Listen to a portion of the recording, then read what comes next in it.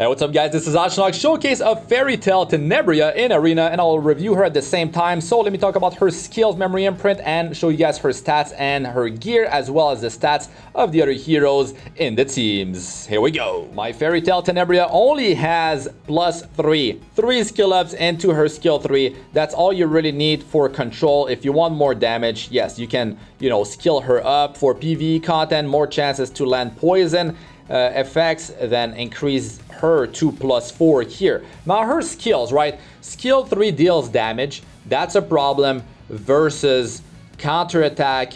Elbrus, that's a problem because it's giving focus to Seaside Bellona. It's a problem because if the hero or heroes that you're attacking have evasion buff, Remnant Vault, if they have Moonlight Dreamblade, you're facing Mirsa. That's a problem. She's ice, you're fighting earth, 50% chance of missing your attack. So if you're missing, you're not actually dispelling one buff. You are not applying Unable to be buff debuff for 2 turns, and you're not applying Resurrected Provoke for 1 turn, which is the whole purpose of this hero. You need to be able to actually land this Resurrected Provoke.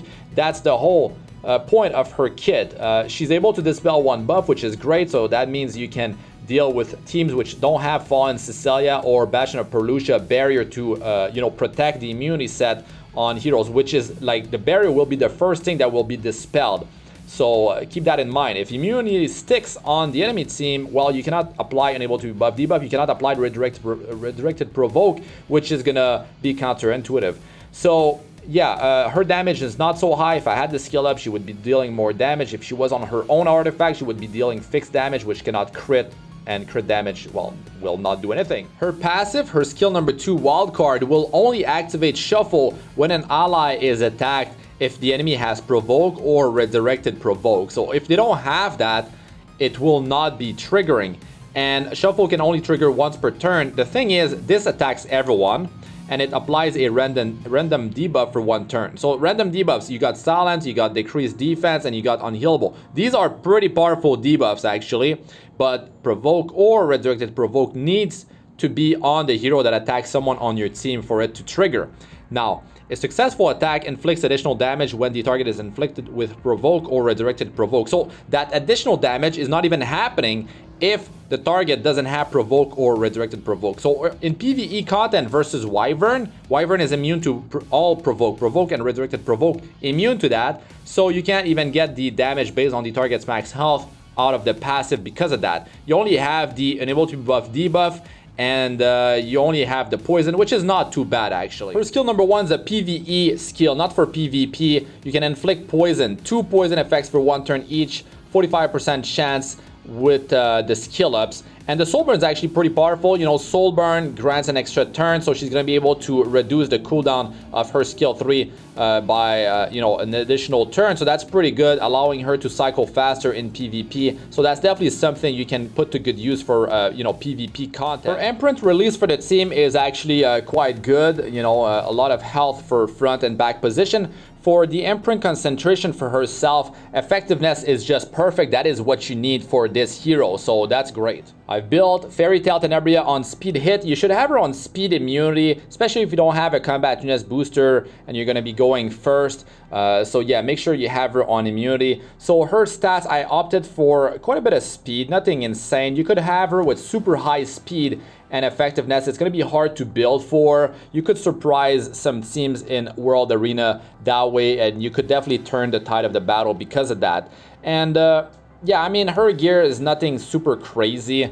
I did reforge some pieces which were not that good. And Etika's Scepter is definitely going to be allowing her to cycle faster and get her to use skill 3 faster if you are lucky, of course, but the chance is pretty high, so I do like that. You could have her on Tagil's Ancient Book to help with the souls on someone on your team. You could have her on Abyssal Crown if you want to land some stun, which is counterintuitive with the way her her kit works. You want to have the Resurrected Provoke happen. You want them to attack whoever has the highest amount of health on your team. So yes, I mean, Abyssal Crown, a stun is very powerful though, and you've got an AoE on skill 3 and AoE that happens with skill number 2 if they have Provoke or Redirected Provoke. If they don't have that, you're not going to be able to get that passive to trigger. So if the Redirected Provoke or Provoke falls off of the enemy team, then that stuff will not be happening anymore, and she can only use it once per turn. So yeah, you do have to worry about that. And now for the stats of the other heroes that I brought along in this video, I have Fateless Lytica in there, some okay effectiveness, Oath Key to deal with evasion mechanism. I have Martial Artist Caine, a lot of fun with this hero, you know, forcing them to attack him, speed things up considerably, and it's a lot of fun. It definitely is, and he needs to be on immunity set though. Make sure that no one has more health than him if you're going to be using that combo. So I've also brought along Dizzy, very powerful to the extension of debuff by 1 turn. So that's a very cool combo that you can do with Fairytale Tenebria. General Purrgis, just make him like tanky, high health. His defense should be higher. He should be on immunity and you know, some effectiveness. And this artifact is actually pretty good when you don't have a knight to reduce the damage taken.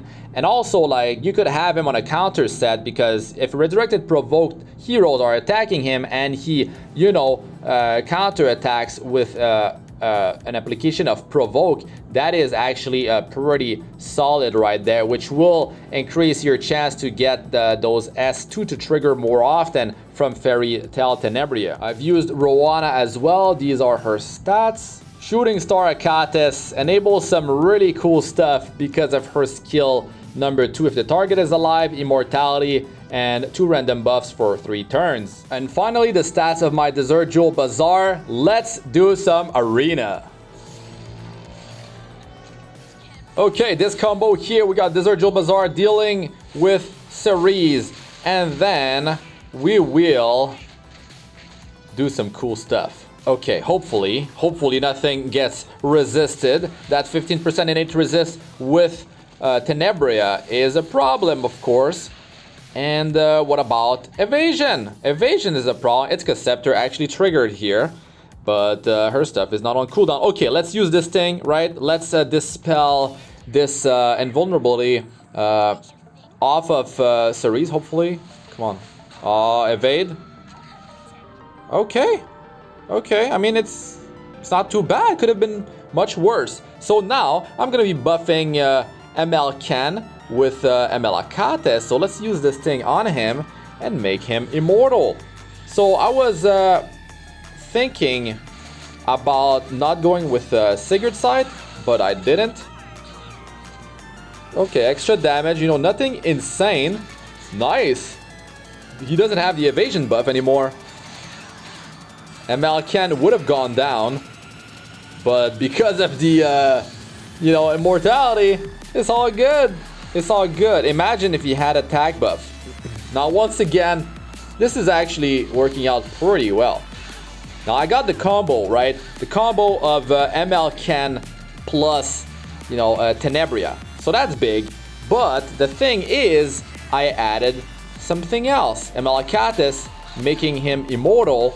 ML Caine makes sure that my success rate will go up. You know, there's less chance of a failure.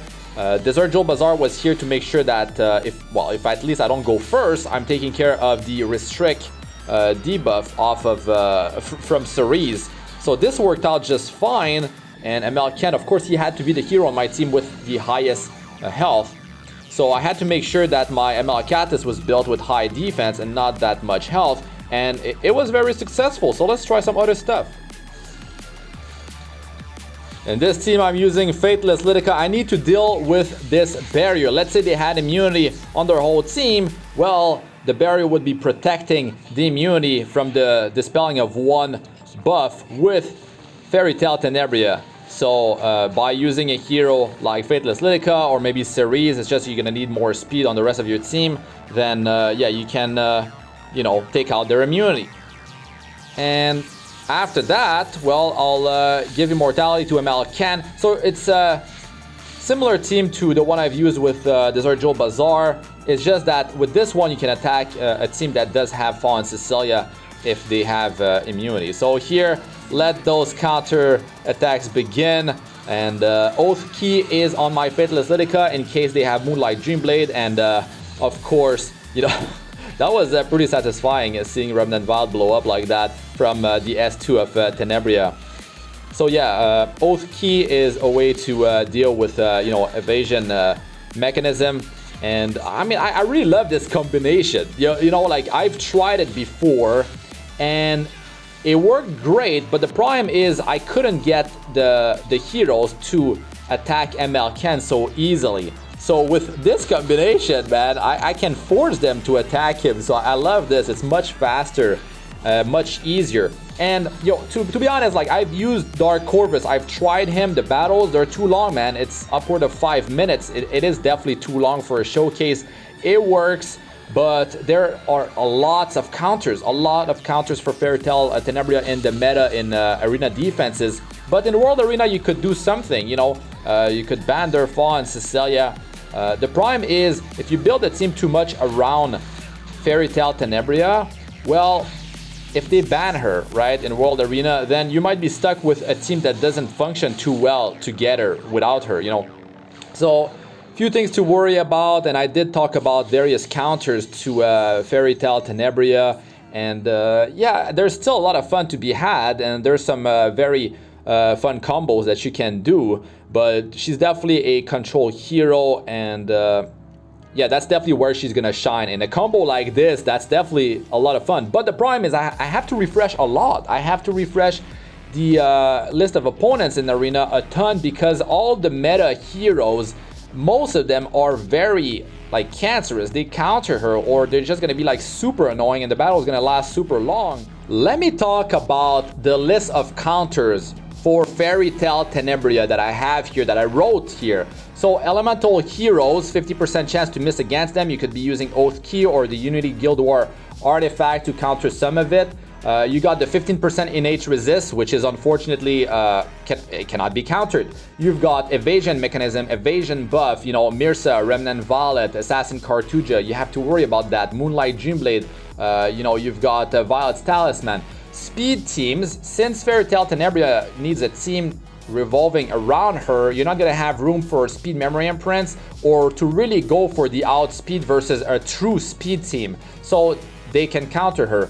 Meta heroes, a lot of them counter Fairytale Tenebria, and that's unfortunate. It's hard for her to actually shine in arena offense because you have to refresh so much to find the right team. Elena's a problem. If you don't bring Cerise with her, she's gonna cut, she's gonna put the invulnerability buff on their whole team with the effect resistance buff. It's definitely going to be problematic. So Cerise with restrict can counter that. Same versus G.Purrgis. Cerise with restrict can counter you know, G.Purrgis plus Elena or one of the other. High effect resistance cleansers like Lilius, if she resists the you know, the redirected provoke, boom, skill 3, debuffs are gone, you're done. Ambitious Tywin, that's a problem. Desert Joel Bazaar, it's a problem. If they cut, you know, stuff like that, or Ambitious Tywin, stuff just happens automatically. Actually, he probably removes, I don't know which one he removes. Let us know in the comment section. Will he remove the enable to be buff debuff or the redirected provoke? I'm curious. So yeah, there's a lot of counters. Ray can counter her. F.O.O.L and Cecilia plus immunity set can counter her if there's no other hero that remove a buff off of the enemy team that goes before her, like a Faithless Lytica, or if you don't bring like Cerise. So you have to worry about that. Falconer Clary could provoke her, take her out of the equation. Don't have to worry about her S3 anymore. Tapis Siren, you bring her to 70% health under that, and she can cleanse all debuffs. Martial Artist can counter and destroy her. Sage Balance Season, he can cut and put your team to sleep. Rowana heals when she uses skill number 2. Counter and Elbrus can take her out even before she has the time to stay alive to, you know, cycle with Etika's Scepter and come back and use Tea Party again. You've got, like I said, Remnant Violet, Mirsa, Moonlight Dreamblade, Assassin Cartuja. You have to worry about counter Dizzy. You know, she could be crippling you if she's on Abyssal Crown. Watch out for that. Arbiter Vildred, he goes down, comes back, blow up your whole team if you don't have multiple layers of protection. Idol's Shear on Soul Weavers can give them a bunch of combat tunas on their highest attacker, and that attacker could cut and destroy you. You've got other problems like Last Rider Crowd versus control teams. If you're very control heavy with the AoE barrier, when you use an AoE attack, you use Dizzy plus let's say Fairytale Tenebria, or control heroes that have AoE attacks. Constant barriers, immunity for their team, and the pressure of the skill number 3 is a ticking bomb.